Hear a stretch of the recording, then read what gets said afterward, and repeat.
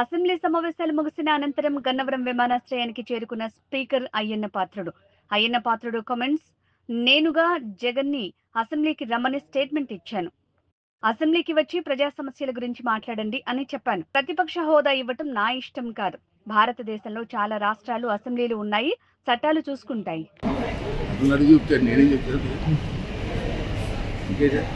ఆయన ఎట్లా చెప్పడానికి లేడుగా సార్, అసెంబ్లీ కూడా రావట్లేదు సార్.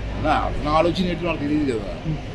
నేనైతే రమ్మనే స్టేట్మెంట్ ఇచ్చాను. తీసుకుంది మీరు ఎమ్మెల్యే హక్కు ఉంది మాట్లాడడానికి.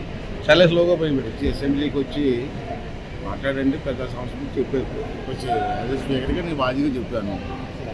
అతను డెసిషన్ ఏంటి అతను చెప్పాలి. మరి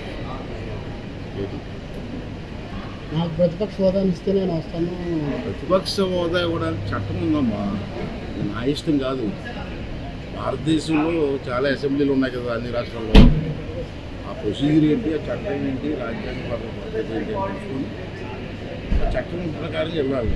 నా చేతుల్లో ఉండదు. అదే చెప్పాను, చట్టం నాకు చేతుల్లో లేదు. చట్టం పని చట్టం చేసుకోవద్దని చెప్పాను.